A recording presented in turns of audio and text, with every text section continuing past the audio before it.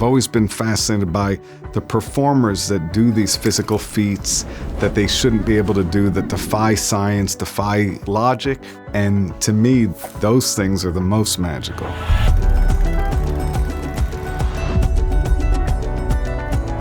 I grew up in Brooklyn, New York. My mother was a teacher, and at the age of 5, she gave me a deck of cards.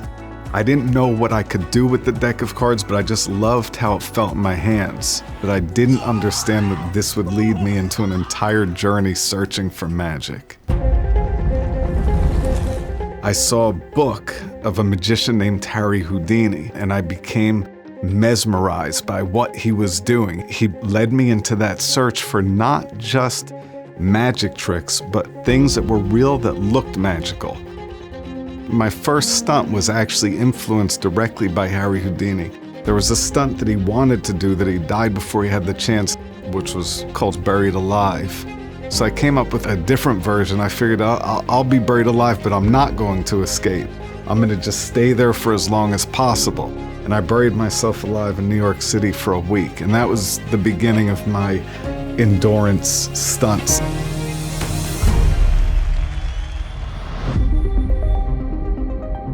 The idea for Do Not Attempt began about 20 years ago. My exploration to figure out how to do this trick that I was obsessed with. The trick was somebody could drink a gallon of water, then he would drink kerosene, blow out a fire like a human dragon, and then extinguish it with the gallon of water. I discovered that there was a man in Liberia who was able to do the exact trick. Spent a few weeks with him where he taught me how to do what's called the human fountain. When I came back, I performed it on a few shows, and that became the seed for the idea of the show, which is searching all over the world for people that are doing seemingly impossible things, and then be a student as they share their secrets. One of the greatest things in magic is, for me, seeing people's reactions. And that's why this show is so incredible, because I become that person watching the magician, which is rare. So when I see somebody do something that I don't understand how they could possibly do it, I become a little kid full of excitement. What? I was with a guy, Neville, who's been bitten by a mamba, has been in a coma. And to show people in Africa that they shouldn't kill black mambas, he sits in a small glass room with 6 black mambas. I've never seen anything like this anywhere. I'm in David, are you ready to get in? Hell no. Karina, this incredible conservationist, she swims with anacondas.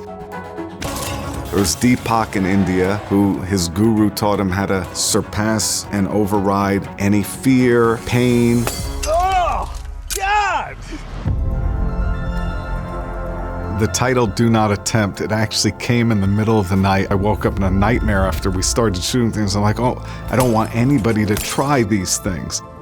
Wait, the title needs to be the actual disclaimer, and that's what led to Do Not Attempt. Normally when I do a stunt, I train, I practice, I rehearse.